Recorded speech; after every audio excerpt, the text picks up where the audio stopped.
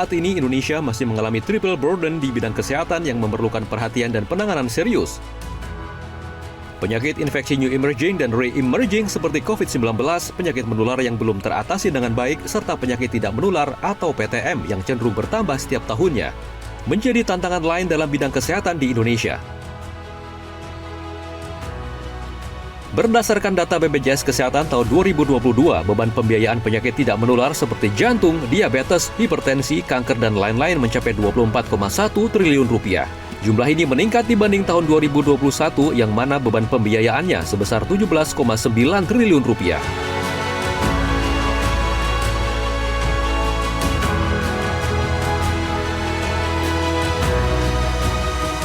Di tahun 2022, pembiayaan kesehatan terbesar ada pada penyakit katastropik, yaitu penyakit jantung, sebesar 12,1 triliun rupiah.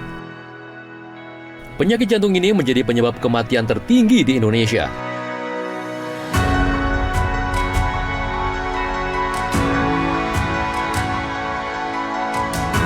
Untuk itu, Kementerian Kesehatan menggelar sosialisasi pembangunan kesehatan dan deteksi dini penyakit tidak menular di berbagai daerah di Indonesia.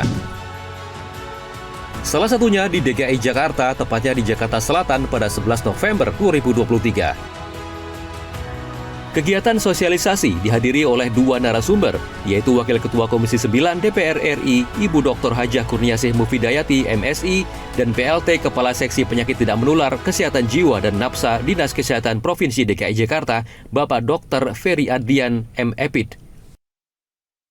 Ya, deteksi dini ini menjadi salah satu tahapan yang sangat penting untuk bisa kita mencegah terjadinya penyakit tidak menular dan juga mungkin bisa mendeteksi kondisi fisik kita sehingga kalau terjadi indikasi penyakit bisa segera ditangani dengan lebih cepat dan itu insya Allah lebih baik.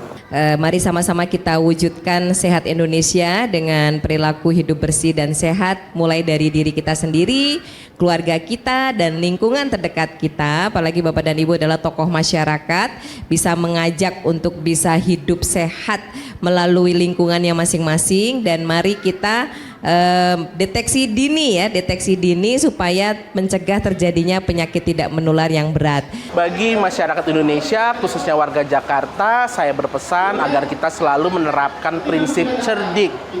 Ya, cerdik itu C-nya, cek kesehatan secara rutin dan berkala, enyahkan asap rokok, rajin beraktivitas fisik dan olahraga, diet gizi seimbang, istirahat yang cukup, dan kelola stres. Kalau untuk tujuan dari deteksi dini faktor resiko penyakit tidak menular itu adalah supaya masyarakat dapat mengetahui secara lebih cepat atau lebih dini faktor resiko penyakit tidak menular yang ada dalam dirinya masing-masing sehingga nantinya apabila ditemui ada faktor resiko dari penyakit tidak menular dapat ditangani secara lebih cepat sehingga tidak berlanjut dari penyakit tidak menularnya gitu, lebih cepat ditangani. Itu kalau menurut saya sih bagus banget, Bu. Dalam keadaan seperti ini, masyarakat kan umumnya butuh kesehatan, mereka banyak yang belum peduli gitu. Bukannya banyak yang belum peduli, mereka itu nggak tahu gitu programnya. Makanya dengan program edukasi Bu Kurniasih ini, saya sangat merespon sekali gitu untuk masyarakat.